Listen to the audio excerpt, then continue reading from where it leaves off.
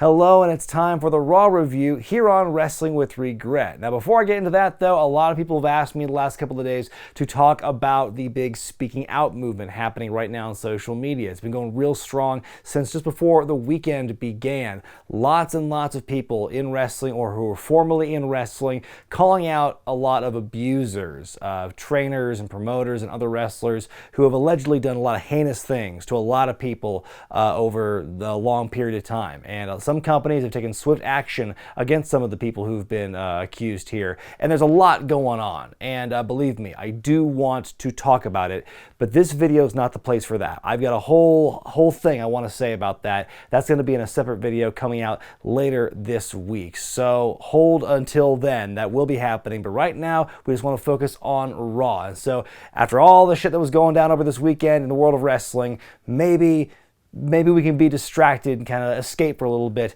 in the world of wrestling, and so we'll see if that actually works out. Drew McIntyre opens the show, and forget everything I said in the Backlash review when talking about the crowd tweeting and the fake crowd noise they pumped into the Edge-Orton match, where I said either put that in all the matches or put them in none. Well, I wish they took my advice and put them on none, because they tried doing that this week on the show. A lot of like canned applause and boos and stuff throughout the night, and man, just in the first like 10 minutes alone of this first segment, I wanted to jab a spoon in my ear because I was so sick of the fake crowd noise.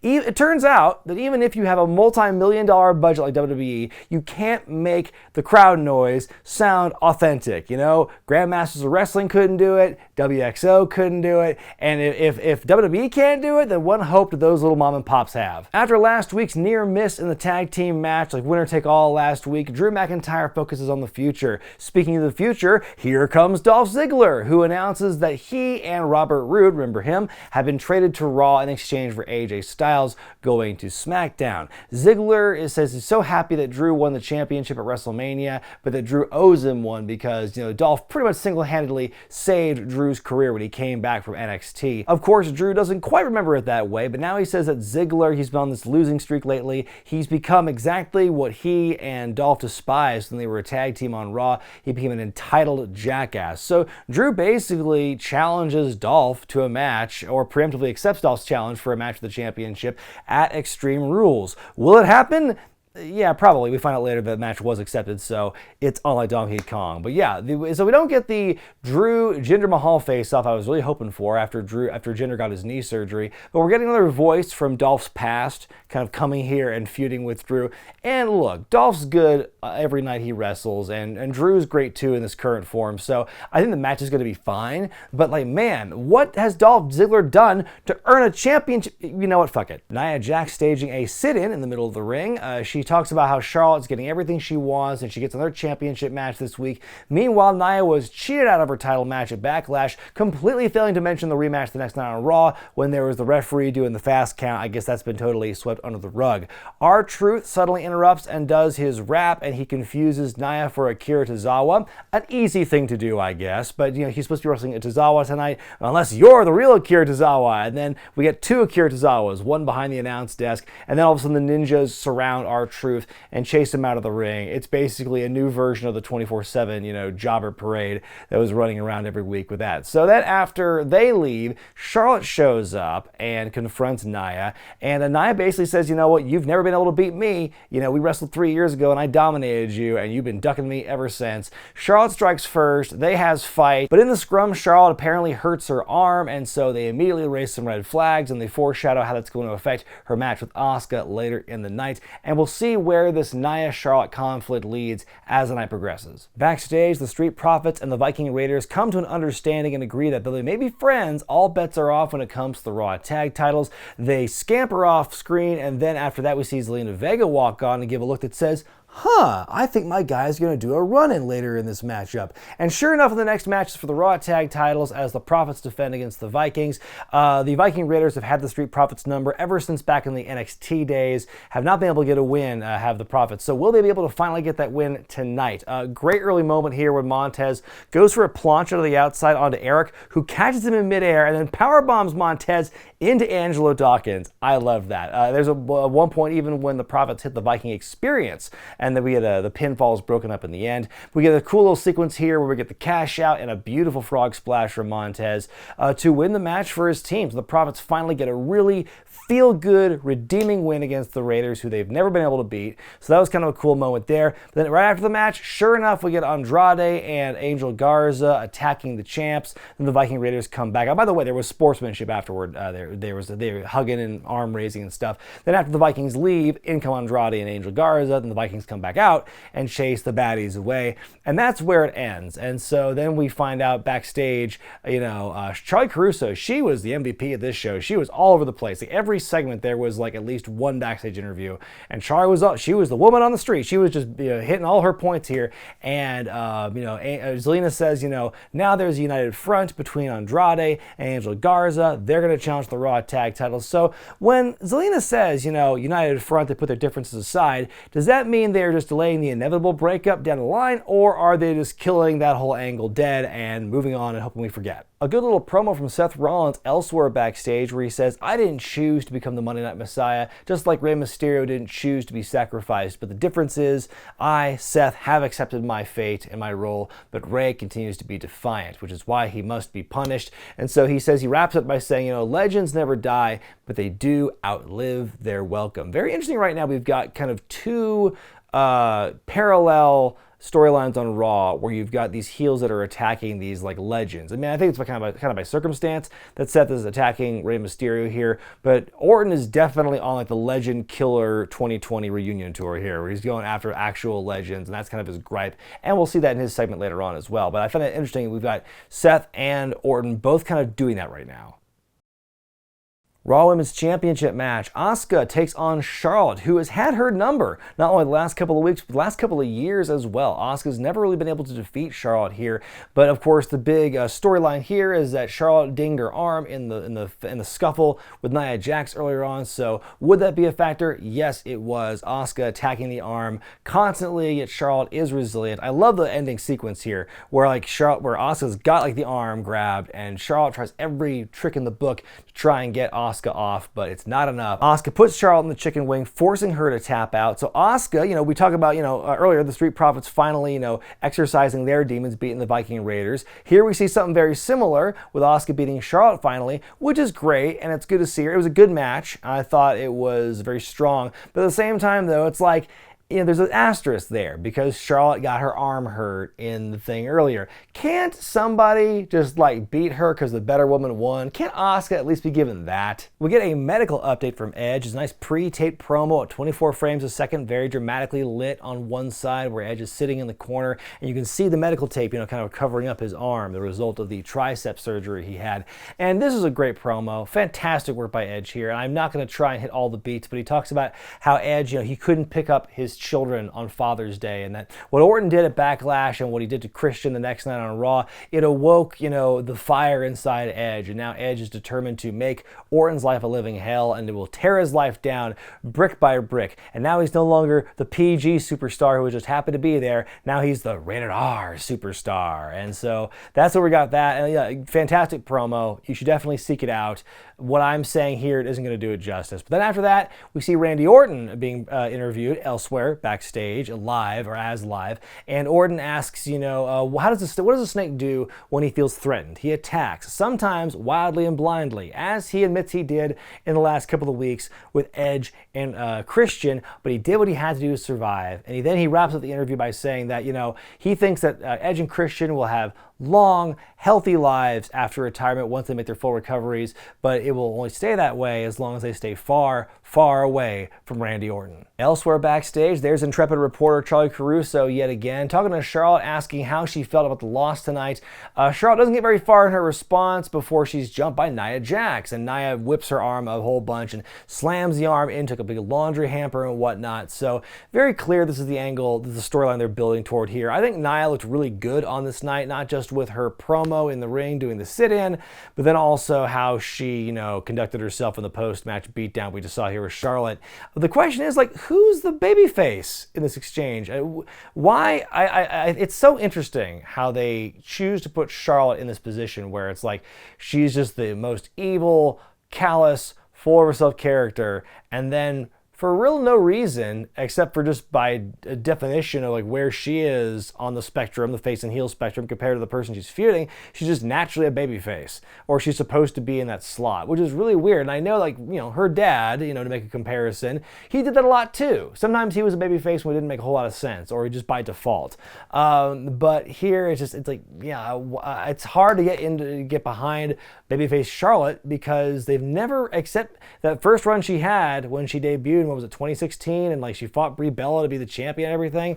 Or I'm sorry, Nikki Bella. You know, that was the last time I think she was a real convincing babyface. It's been a long time. The match that was alluded to earlier is finally happening here. 24/7 title as R-Truth defends Akira Tozawa, who's accompanied by his ninjas. Just as I'm beginning to wonder, where's the Chungus? Bobby Lashley appears and he beats up all the ninjas, and he also beats up R-Truth, and MVP is a proud papa when Lashley's doing all that. And so after all the carnage happens and Lashley and MVP leave, Tozawa, who's been hiding under the ring this entire time, gets in there and pins R-Truth to become the new 24/7 champion. Hell of a trade-off after getting the ninja gimmick. And by the way, thanks for all that stuff, Bruce. Backstage, Natalya has turned heel. In this big promo here, she talks about how, you know, the women's division needs a leader, and clearly it's her, because Charlotte's hurt and this and that and everything. It's all about her, very self-centered in this promo here. And then she says she has a big announcement to make, but turns it around on the interview lady, because a couple weeks ago she took a call from TJ Wilson for no reason, and then came back, oh, time's up. And then Natalya throws that back in the interview lady's face here and gets ready for her match next against Liv Morgan. Natalya is accompanied by Lana. So after last week when they were kind of empathizing with each other about their collective misery, now they have a common bond, and now they are friends apparently here. It's a short but sweet match. Liv has got a couple of moments of brilliance here, but a quick distraction by Lana on the outside allows Natalya to capitalize and wins with the sharpshooter. And so now they have the dream team of Lana and Natalya, and just yay. The Big Show's backstage, and he's asked about his involvement last week in the Street Profits, Viking Raiders, Ninjas kerfuffle, and he says, just when I think I've seen everything in WWE, here comes some damn ninjas. And he cracks some dad jokes, he plugs his Netflix sitcom, but he says, under this comical facade, there is a heartless, angry giant, and he's going to prove that here tonight. On we go to our next live segment in the ring, where Ric Flair shows up to crown Randy Orton as the greatest wrestler ever as a result of what happened at Backlash last week. Flair's putting Orton over like Rover here when he introduces him, before he comes out, after he comes out, just showering him with praise, much like the golden pyro that Orton used to have in his entrance here. Orton talks about how nostalgia can often be confused with legacy. He enjoys being called the Legend Killer, and just for a split moment, you can hear some audience members like, oh no, oh, like they were afraid he was going to beat up Ric Flair. I thought that was going to happen too. I thought he was going to just jump up and take the old man Flair down with an RKO. You know, he's good for it. He's good for the bump. I'm sure he's clear to compete and take bumps and stuff. So then the Big Show comes out though, interrupts, and has a real bone to pick with what Orton's saying here. And he's really mad at what he did to Edge and Christian. He says he's going to break every bone in his body. Orton tries to appeal to Big Show and say, you know, we came up together 20 years ago. I'm trying to think. I guess like Orton was probably training at OVW when Big Show was sent down there to lose weight and change his attitude and everything. So I guess, yeah, they probably crossed paths, and Big Show may have taken a mentorship role for Orton there. We don't really know. But yeah, Orton calls Show a legend and threatens him, and Show says, come on, let's do it. And Orton balks and says, you know, what happens next will be on your hands and everything. You know, I think Big Show kind of this limited capacity where he shows up like once a year or twice a year to do things every now and then. I think that's good for him as long as he's physically able to do it. I think it's good for his mystique. And, you know, it doesn't wear out his welcome. At the same time, though, it's 2020, and right now, like, the top storyline on Raw is between Randy Orton, Edge, Christian, and The Big Show. Like, and there's a reason, you think there's a reason the numbers for Raw are falling? It's not just COVID, it's not just quarantine, you know, some of it has to do with the actual writing as well. And as compelling as this stuff is with Orton, Edge, Christian, and Big Show, I wonder if they took that kind of effort and put it into something with some of the newer talent, the younger talent, the fresher talent, would that make a difference? Or does nostalgia really sell at a time like this? And can they really keep going back to these old wells. And Orton is still active. He's still like, he's the most active of all of them, all four of these guys, obviously. So he's always been there, but these other three who are kind of making these comebacks, and Christian's kind of a one-time deal, it feels like, but like, it just seems like there should be better ways to like get people over without just having a big old reunion. Sasha Banks and Bayley defend the women's tag titles against the Iconics. It's a pretty good match here. The match ends with this accidental collision between Bayley and Sasha in the corner, but Sasha's able to thwart the double team attack by the Iconics, and she puts Peyton in the Banks statement, tap out, and the champions retain. Banks and Bayley are in the ring afterward with mics, and Sasha goes, you know what? I've been thinking, I've seen you with the championship, the SmackDown Women's title, and you know, it gets me a little jealous, and it makes me want singles gold. It makes me want to make a challenge. And so Bayley has this perturbed look in her face, and Sasha's like, psych, I want to challenge Asuka at Extreme Rules for the Raw Women's title, which, sure, she's a SmackDown person when she's not the champion, so like, okay, we'll see if that works. So then Asuka comes out, accepts the challenge, and then the champs beat her down. And so that's where the segment ends there. I'm going to continue the mega powers here, this power couple of Bayley and Sasha. Could we actually finally see all the gold on these two ladies? I know like last year on Hell in a Cell, when Sasha was feuding with Becky over the Raw Women's title, I was convinced that she was going to win it then, and she and Bayley would be the power couple. And so now might we be finally getting it, you know, several months later? Time will tell. Backstage, MVP makes a thinly veiled threat to Apollo Crews to either join them or get got. And then we see Liv Morgan backstage, and she's confronted, or approached, I should say, by Ruby Riott, who we've not seen in a little bit. And, you know, Liv says, no, I don't want to deal with you. The last couple weeks have not gone my way, and I don't want to talk to you right now. And she walks off in a huff, and Ruby just stands there. So, like, are we already teasing a reunion between these two after everything that's happened the last, like, 5 or 6 months between, you know, Ruby coming back, turning heel, they fight for a bit, and then nothing happens for a bit, and Liv gets jobbed out into infinity, and now they're going to reunite? Really? Are we going there? Really? Okay. It's time for the VIP Lounge with MVP's special guest, the US champ Apollo Crews, who he actually refers to in the intro as his newest client. But MVP tries to woo Apollo again, but Crews is having none of it. He just flat out refuses MVP's guidance and help. MVP says, I'm not going to ask you nicely a third time. Shelton Benjamin comes out, who is Apollo's opponent for the night, and MVP distracts and allows Shelton to get a cheap shot there. And so then MVP gets in Apollo's faces. You know, that gem was for free. The next one's going to cost you before commercial break. Good back and forth in the match, but a costly mistake by Benjamin. He goes for the big stinger splash on the outside, but he eats the LED ring post cover thing, which opens him up for the enziguri and the toss powerbomb by Apollo for Crews to win the match. Then afterward, we get a moment where MVP tries to raise Apollo's hand. Crews, you know, shuns him again, and then when his back's turned, boom, in comes Bobby Lashley with the full Nelson and not leaves him laying and everything, which is just, you know, very perfectly setting up the confrontation they'll have, I'm assuming, at Extreme Rules for the US title. It's cool to see Apollo finally in like a high profile feud like this. It's been forever since he first got called to the main roster, and is wondering, when are they going to do something with him? When are they going to pull the trigger and actually do something of substance with him? It took them long enough, but this has finally been kind of Apollo's year. Of all the people right now on Raw, like who's getting a shot in the wake of, you know, COVID mania, I think Apollo's probably benefited, if not the most, then one of the most, I would say, on the main roster, in my opinion. It's just too bad that, you know, Lashley's definitely beating him for the championship. In the final segment of the evening, the Mysterios, Ray and Dominic, come to the ring to talk about what Seth Rollins has been doing to them last few weeks. Ray says he's proud of his son for what he did last week, attacking Seth and managing to escape the Messiah Maniacs, but he's also mad at him for getting himself in harm's way. Ray says it's time for him to fight these battles alone, but Dominic is putting his foot down, says he wants to fight as well. Out comes Seth Rollins, who says, you know, who should I beat up, Ray or Dominic? He makes some eye-related threats when suddenly out come Theory and Murphy, the Messiah Maniacs, and so they're about to corner Ray and Dominic, but out come Aleister Black and Humberto Carrillo, and they make the save, and then there's a big old fight, and Seth gets beat up for a little bit, and they're about to gouge his eye out in the steps, but then, you know, to turn around, then Dominic's about to get his eyes gouged out in the steps, but then Carrillo and Black hit some chairs and chase the Messiah Maniacs away. We get a big standoff at the end, and that's how we fade to black. I thought it was a really exciting closing segment. I think that it was a great step in the creative direction of where this angle's going between Mysterio and Orton and all of their, their side characters in this matter as well. I think it was done really well, and that's a good way to close the show. My final grade for this week's Raw is a B+. Now, like I alluded to at the top of this video, maybe it's because wrestling feels like a huge trash fire right now. And maybe because there's a lot of things going on that make it hard to be a wrestling fan. So I guess maybe my perspective might be a little off, or maybe my standards are a little different than normal, but I feel like this was a really entertaining episode of Raw.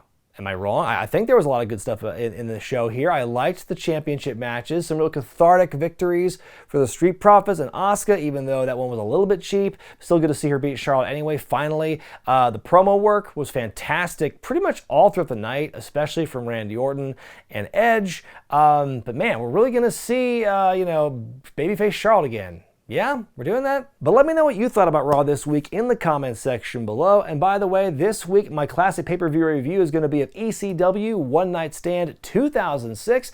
And I'll see you on Thursday morning for Wednesday Warfare, where I review NXT and AEW back-to-back.